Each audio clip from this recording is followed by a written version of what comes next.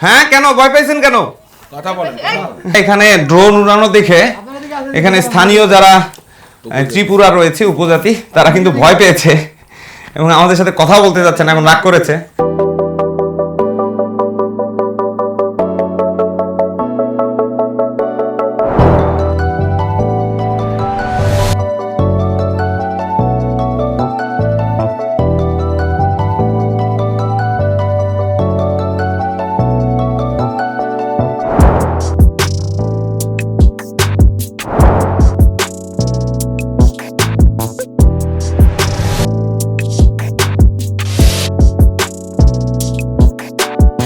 আজকে আমরা চলে এসেছি বাংলাদেশের বর্তমান সময়ের সবচেয়ে আলোচিত সীমান্ত সড়কে।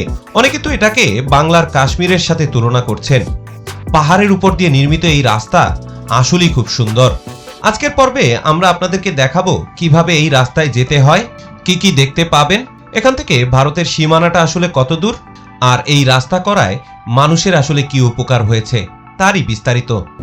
তাহলে চলুন না শুরু করি আজকের ভিডিও।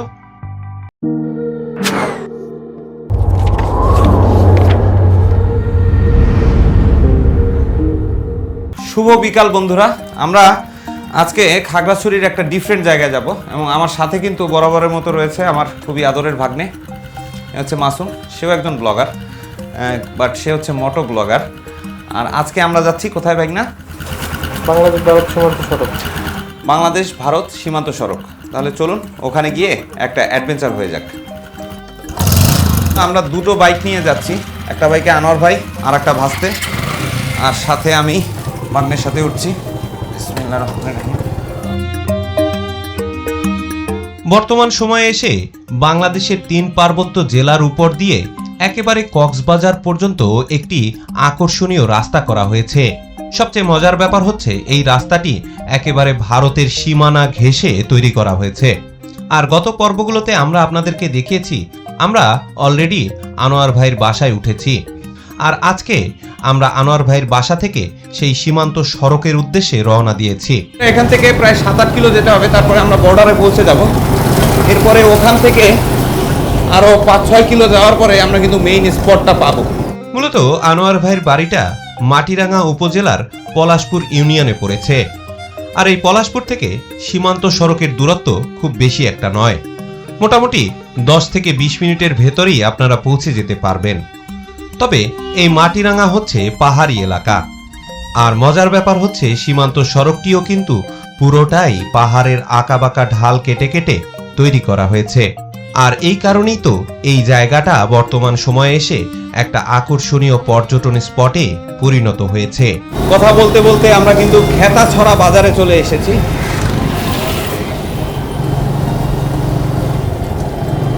আমরা এখানে বিজিবি ক্যাম্প পার হলাম। এই এলাকায় কিন্তু ভিডিও করা নিষিদ্ধ, তাই ওই জায়গাটা আপনাদেরকে দেখাতে পারলাম না, বাট চমৎকার পরিপাটি গোছানো একটা জায়গা। এখানে জায়গায় জায়গায় চমৎকার মসজিদ দেখতে পাবেন।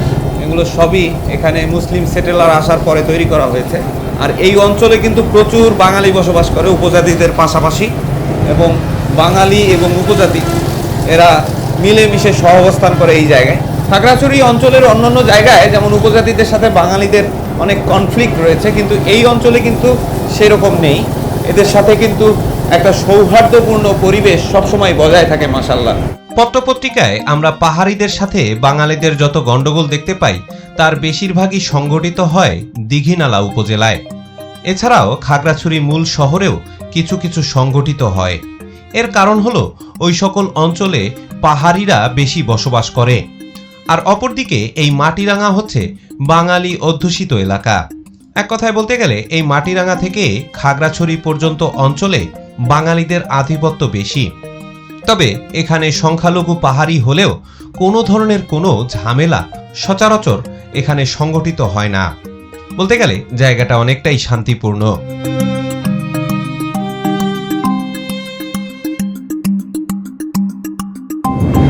এখান থেকে তানাক্কাপাড়া নামক একটা জায়গা রয়েছে, এবং এই খাগড়াছড়ি থেকে ভারতের সীমানার শেষ প্রান্ত হচ্ছে এই তানাক্কাপাড়া। এখান থেকে এর দূরত্ব প্রায় 40 কিলোমিটার। ওই যে বান্দর, এখানে বানর রয়েছে। রাখো বাম সাইডে রাখো, বাম সাইডে রাখো। এখানে বানর রয়েছে, গাছের ভেতরে ভেতরে বানর লাফাচ্ছে। এদেরকে দেখা যায় না, ফাঁকে ফাঁকে পালিয়ে থাকে। ওই যে দেখেন দূরে বানর লাফালাফি করছে। এখানে বানর দেখে আমরা নামলাম। এখানে কিন্তু প্রতিটা জায়গায় আপনারা বানর খুঁজে পাবেন। আসলে এই খাগড়াছড়ি এলাকার রাস্তায় চলতে ফিরতেও অনেক প্রাকৃতিক প্রাণী আপনারা দেখতে পাবেন। এই রাস্তা দিয়ে বন্ধুরা আমরা এখন বাম দিকে ঢুকে গেলাম। এটা হচ্ছে একটা শর্টকাট রাস্তা, এদিক দিয়ে গেলে একটু তাড়াতাড়ি যাওয়া যাবে। তবে রাস্তাটা ইটের, খুবই ঝুঁকিপূর্ণ এবং খুবই ভয়ঙ্কর, এক কথায় ডেঞ্জারাস একটা রাস্তা। নামবো? এখান থেকে খুবই সাবধানে নামতে হবে। দেখেন খুবই ভেজালের রাস্তা, একটু 19-20 হয়ে গেলে এখানে এসে কিন্তু চমৎকার পাহাড়, সবুজ মাঠের মাঝে চমৎকার গরু ঘাস খাচ্ছে, দুই পাশে পাহাড়, মাঝখান দিয়ে পাহাড়ি উপত্যকা, এখানে চারপাশেই পাহাড় দেখতে পাবেন। আমরা এখন সেই ঝুঁকিপূর্ণ রাস্তা দিয়ে উপরে উঠছি।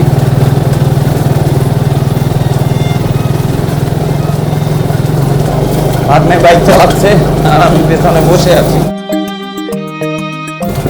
আমরা কিন্তু অনেকটা পাহাড়ের উপরে উঠে এসেছি। এই ইটের রাস্তা ধরে আমরা একটা শর্টকাট মারছি। মূল রাস্তা দিয়ে গেলে আর অনেকটা দেরি হবে, আর এদিক দিয়ে একটু তাড়াতাড়ি যাওয়া যায়, কিন্তু এই রাস্তাটা খুবই ঝুঁকিপূর্ণ। আমি আস্তে বালুর উপরে ব্রেক করবো না, ব্রেক আগে করতে। এদিকে কিন্তু জায়গায় জায়গায় প্রচুর আমরুপালির বাগান রয়েছে, কাঁঠাল গাছ রয়েছে, আর এই বাগানগুলো নতুন করা হয়েছে। এখানে সবাই এই আম গাছের চাষ করে, এগুলো খুবই অর্থকরী ফসল। এছাড়াও এইটা হচ্ছে রাবার বাগান, দেখেন এখানে রাবার গাছ, এখানে রাবারের চাষ করা হয়। আসলে সমস্ত চমৎকার চমৎকার সব অর্থকরী ফসল এই অঞ্চলে হয়ে থাকে। পাহাড় হচ্ছে সোনা, এই সোনা মাটিতে সব ফসলই ফলে এবং এর মাটি অত্যন্ত উর্বর। আর যখন এখানে বৃষ্টিপাত হয় তখন এই উর্বরতা আরও বেশি বৃদ্ধি পায়। এক কথায় বলতে গেলে বর্তমানে আমরা খাগড়াছড়ির যে রাস্তাটা ধরে ছুটে চলছি, এটা একটা বুনো রাস্তা, অর্থাৎ গহীন জঙ্গলের ভেতর দিয়ে একটা শুনশান নীরব রাস্তা। মূলত এই পথ দিয়ে স্থানীয়রাই বেশি চলাচল করে থাকে। তারপরও দুই একটা বাণিজ্যিক পরিবহনও এই রাস্তা দিয়ে চলাফেরা করে। আর চলতে চলতে প্রায়শই আপনাদের চোখে পড়বে কেটে রাখা গাছপালা। মূলত এই সব গাছপালা বন থেকে সংগ্রহ করা হয়েছে, আর এই রাস্তা ধরে এগুলো শহরের পানে নিয়ে যাওয়া হবে। এছাড়াও এই পথে আপনারা ঘন জঙ্গলের শুনশান নীরব প্রকৃতি উপভোগ করতে পারবেন।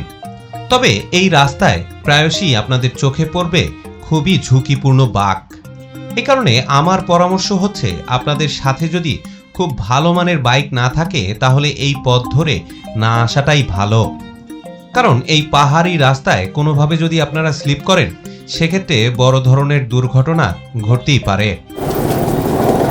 জায়গায় জায়গায় এখানে চরম ঝুঁকিপূর্ণ বাঁক, খুবই ঝুঁকিপূর্ণ রাস্তা। অবশেষে আমরা একটা পাকা রাস্তায় উঠেছি। এখানকার রাস্তা ভালো, ওই শর্টকাট রাস্তাটা অনেক ভাঙা ছিল। এখান থেকে আরও 5-7 মিনিটের মধ্যে আমরা ইনশাল্লাহ সেই সীমান্ত সড়কে পৌঁছে যাব। জায়গায় জায়গায় এখানে উঁচু উঁচু সেগুনের গাছ রয়েছে, আর এই অঞ্চলে মূলত ত্রিপুরা উপজাতি বসবাস করে, এছাড়াও কিছু চাকমাও রয়েছে। এর পাশাপাশি বাঙালি তো রয়েছেই। এই পুরো রাস্তাটাই পাহাড়ের উপর দিয়ে নির্মাণ করা হয়েছে। খাগড়াছড়ি শহর থেকে এই রাস্তায় আসা যায়, তার পাশাপাশি মাটিরাঙ্গা থেকেও এখানে আসা যায়। শহর এবং সীমান্ত সড়কের সংযোগ রাস্তাটাও বর্তমানে খুব সুন্দরভাবে তৈরি করা হয়েছে, আর এই দিকেও প্রচুর জনবসতি রয়েছে। এ সকল জায়গায় পাহাড়ি এবং বাঙালি একসাথে মিলেমিশে বসবাস করে।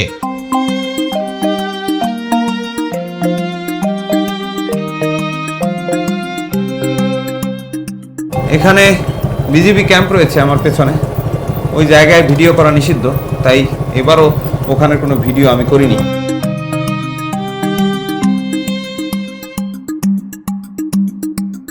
আমরা অযোধ্যা চলে এসেছি। এই জায়গার নাম হচ্ছে অযোধ্যা।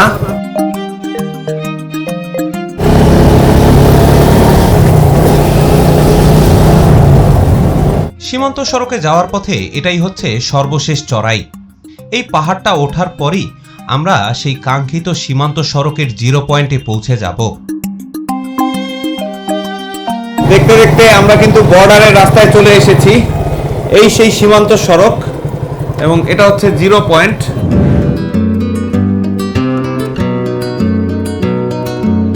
খাগড়াছড়ির সড়কটা এসে এই 0 পয়েন্টে মিলিত হয়েছে এবং এখান থেকে যে রাস্তাটা দেখতে পাচ্ছেন এটাই হচ্ছে বর্ডার সড়ক।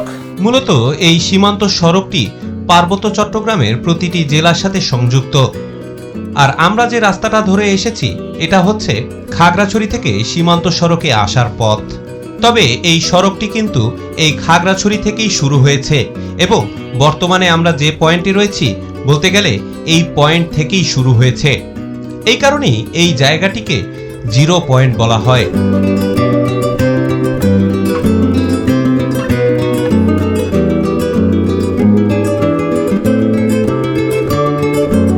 আর এর শেষ প্রান্ত গিয়ে মিশেছে একেবারে কক্সেস বাজারের সাথে।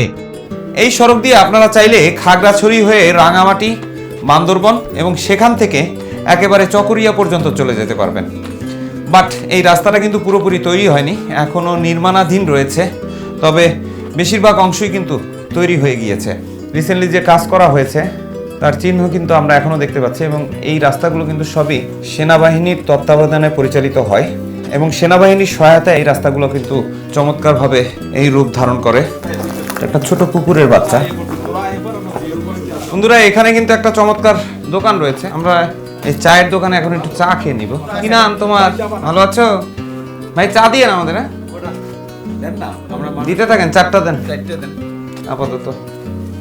এই ভ্রাম্যমান দোকানে আপনারা সবকিছুই পাবেন। বাচ্চাকালে যেসব চানাচুর খেতাম এটা কিন্তু এখন আছে, এখানে আসলে আপনারা খুঁজে পাবেন এবং সেই মজাদার রুটি।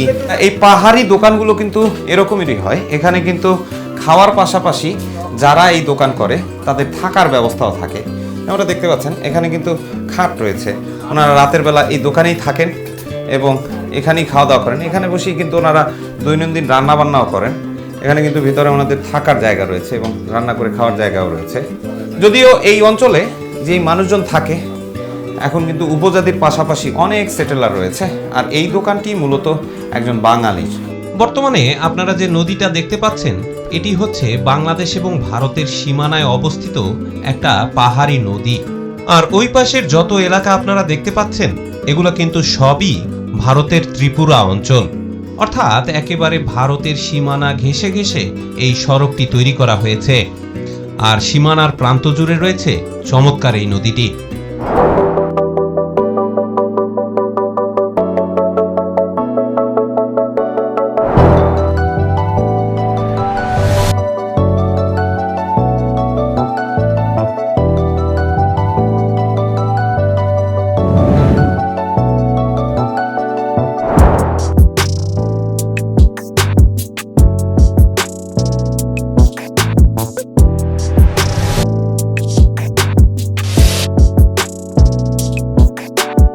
আমরা এখান থেকে চা খেয়ে এখন মূল স্পটে যাচ্ছি।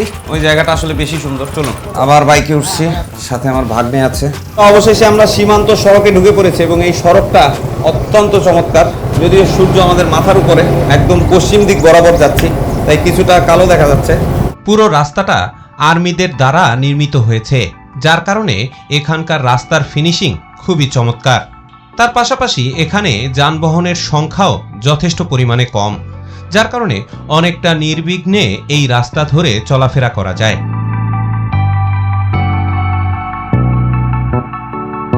এই রাস্তা এবং এর প্রতিটা ব্রিজ অত্যন্ত চমৎকার করে তৈরি করা হয়েছে।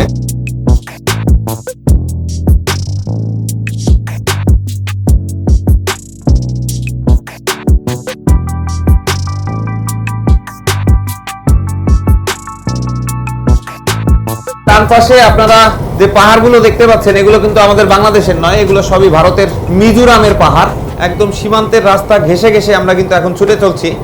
এই রাস্তার সবচেয়ে আকর্ষণীয় দিক হলো এটি পাহাড় কেটে কেটে তৈরি করা হয়েছে।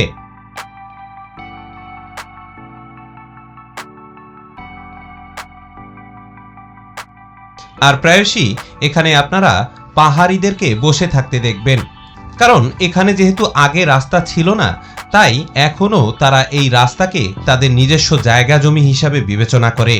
এই কারণে রাস্তার মাঝখানেই তাদেরকে সব ধরনের কাজ করতে দেখবেন।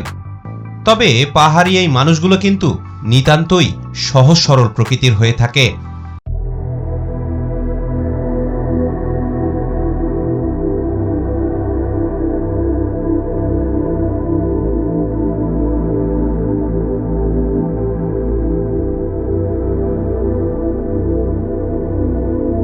রাস্তার এই অংশের সৌন্দর্য দেখে আমরা আবার থমকে দাঁড়ালাম। এদিকে পাহাড়ের এক পাশে রয়েছে নদী, আর অন্য পাশে পাহাড়ের বুক চিরে চলে গিয়েছে চমৎকার এই সীমান্ত সড়কটি। এক কথায় বলতে গেলে এই জায়গাটা অপার্থিব সৌন্দর্যে ভরপুর। একটা সময় এই অঞ্চলে কোনো রাস্তাঘাটই ছিল না। বর্তমান সময়ে এই রাস্তাটি যেন এখানকার প্রাকৃতিক সৌন্দর্যের মাঝে আধুনিকতার ছোঁয়া নিয়ে এসেছে। আর এই কারণেই তো পর্যটকদের একটা আকর্ষণীয় গন্তব্য হয়ে উঠেছে এই সীমান্ত সড়ক।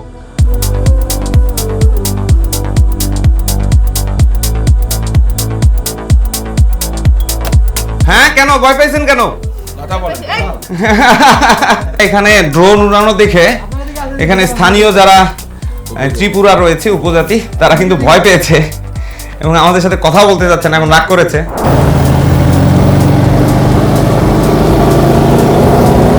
আসলে এখানে প্রতিটি জায়গায় প্রাকৃতিক সৌন্দর্যে ভরপুর, এই জন্যই জায়গায় জায়গায় আমরা দাঁড়াতে বাধ্য হলাম। তবে আমরা এখন আবার ছুটে চলছি এই রাস্তার সৌন্দর্য দেখার উদ্দেশ্যে। আসলে প্রকৃতির ভেতর দিয়ে তৈরি করা হয়েছে বলেই এই রাস্তার সৌন্দর্য বহুলাংশে বৃদ্ধি পেয়েছে, যার কারণেই আমাদের এই ছুটে চলা। এটা হচ্ছে বিজিবি ক্যাম্প, সীমান্ত বিজিবি ক্যাম্প, আর ওই পাশে হচ্ছে বিএসএফ ক্যাম্প। অনেক আদিবাসী ত্রিপুরা দেখতে পাবেন এই অঞ্চলে আসলে। আমরা একদম ভারতীয় সীমানায় রয়েছি। এই ডান পাশে হচ্ছে ত্রিপুরা অঞ্চল, এগুলো কিন্তু বাংলাদেশের সীমানা নয়। আর এই পাশে হচ্ছে বাংলাদেশ, এটা আমাদের মাতৃভূমি বাংলাদেশ। এই পাশে ত্রিপুরা। অনেক ভাগ্নেদের সাথে এসেছি আমরা, এখানে 3টে বাইক নিয়ে এসেছি এবং সাথে কিন্তু আমার সবচেয়ে আদরের ভাগ্নে রয়েছে।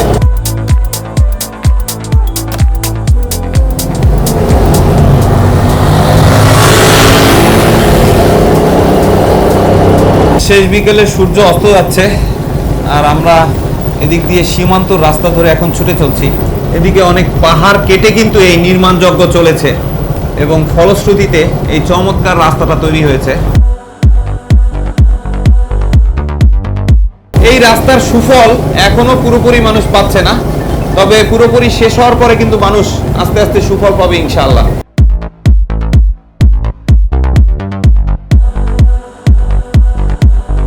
এখানে অবাধে মহিষ ঘুরে বেড়ায় রাস্তায় রাস্তায় এবং তাদের জন্য কিন্তু স্পেশাল পথ করে দিতে হয়, আদারওয়াইজ হুট করে দৌড় দিতে পারে।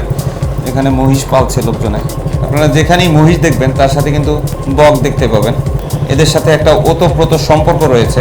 ঠিক কী কারণে এরা একসাথে ঘোরাঘুরি করে এটা আমার কাছে অজানা, তবে গ্রাম থেকে শুরু করে পাহাড়ি অঞ্চল যেখানেই আপনারা মহিষ দেখবেন সেখানে কিন্তু বক দেখতে পাবেন। আর ওই যে রাখাল মহিষের পেছনে দৌড়াচ্ছে, বকগুলোকে তাড়াচ্ছে। এই পুরো রাস্তাটা সীমান্তবর্তী হওয়ার কারণে একটু পরপরই এখানে বিজিবি এবং বিএসএফ এর ক্যাম্প রয়েছে। সামনে ক্যাম্প, সীমান্তের অতন্ত্র প্রহরী, এখানেও বিজিবি এবং বিএসএফ দুই দলেরই ক্যাম্প রয়েছে। একদিকে বিজিবি ক্যাম্প, অন্যদিকে রয়েছে বিএসএফ ক্যাম্প। এই পাশে ভারত। আর জায়গাটাও পাহাড়ি দুর্গম এলাকায় হওয়ার কারণে এখানে বেশিরভাগই উপজাতিরাই বসবাস করে। নাগরিক সুবিধার অনেক কিছুই এখানে বিদ্যমান নেই। বলতে গেলে এখানকার উপজাতিরা প্রায় সবাই এখানে অনেকটাই প্রকৃতি নির্ভর। এই ক্যাম্পের পরেই কিন্তু ভারতের সীমানা। এখান থেকে দূরে কাঁটাতারের বেড়া কিন্তু দেখা যাচ্ছে খালি চোখে, কিন্তু ক্যামেরায় আসছে না। আমরা একটু সামনে গিয়ে আপনাদেরকে দেখাচ্ছি।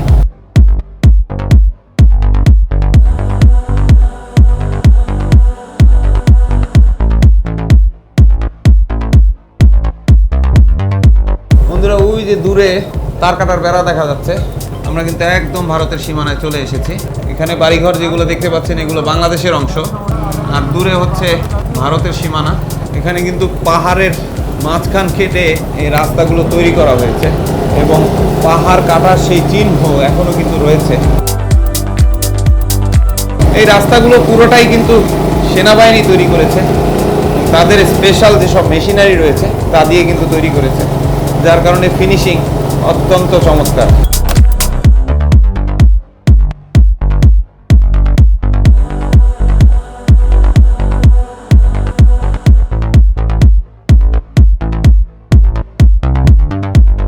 এখানে একটা চমৎকার ট্রি হাউস বানানো হয়েছে।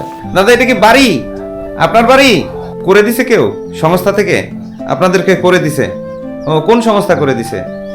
তা আমি সত্যি বলতে পারবো না। ও আপনারা এখানে যারা থাকেন প্রত্যেকে এরকম বাড়ি বানায় দিছে নাকি? পাশাপাশি এখানে সোলারও দিছে না? চমৎকার। এই বাড়িটা একটা সংস্থা থেকে এখানে আদিবাসীদের জন্য করে দেওয়া হচ্ছে। আসলে এরা এখানে কাঠ দিয়ে, বাঁশ এবং টিন দিয়ে এই চমৎকার বাড়ি বানিয়ে দিচ্ছে। আগে ওনাদের বাড়িঘরগুলো এরকম ছিল, নতুন করে সংস্থার পক্ষ থেকে এরকম বাড়িঘর করা হচ্ছে। সুতরাং বন্ধুরা, খাগড়াছড়ির সীমান্ত সড়ক থেকে আজকের মতো আমরা এখানেই বিদায় নিচ্ছি, সাথে সাথে খাগড়াছড়ি থেকেও বিদায় নিচ্ছি। সুতরাং আগামী পর্বে বাংলাদেশের অন্য কোনো জায়গা থেকে আবার আপনাদের সাথে দেখা হচ্ছে। সে বন্ধু বিদায়। আসসালামু আলাইকুম রহমতুল্লাহ। সাথে আমার ভাগ্নের সাথে নেক্সট ট্যুর বান্দরবান। বান্দরবান।